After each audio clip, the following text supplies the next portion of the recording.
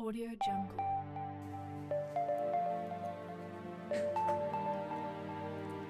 Ovo je iPhone 7.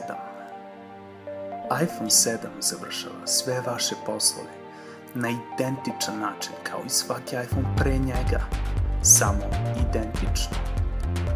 Dolazi sa neverovatnim, nikada viđenim science fiction unapređenjima poput dve nove boje, crna i gej crna, nova kamera slike, a može i da snimi video.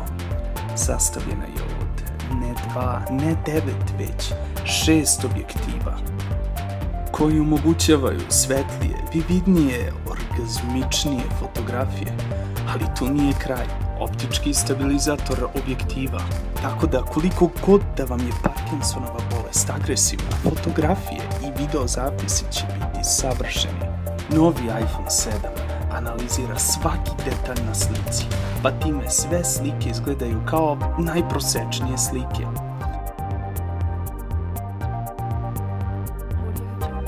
iPhone 7 Plus ima telefoto kameru koja je tako ispred svog vremena da je toliko cool da se ne može opisati rečima. Pa ćemo samo reći da umjesto da ubacimo jednu kvalitetnu kameru sa pravim optičkim zoomom, mi ćemo ubaciti još jednu kameru i ponovo iskoristiti elemente sci-fi-ja i tako smo dobili nešto o čemu je Nostradamus govorio. Ekran možda nije na nivou AMOLED-a, ali je sigurno na nivou svih ostalih telefona. Ubacili smo naziv Retina Display, čisto da zvuči jako zajebano. Pitate se da li je to sve? Ne, nije. iPhone 7 dolazi sa revolucionarnom tehnologijom, za koju su mnogi mislili da je izmišljena i da je nije moguće ostvariti. iPhone 7 je otporan na vodu. Da, tako je. Uradili smo nešto što do sada niko drugi nije. Pored pomenutih neverovatnih unapređenja, iPhone izgleda jako jebozorno. Pogledajte i sami. Svidjet će vam se čak i ako ste gejevi.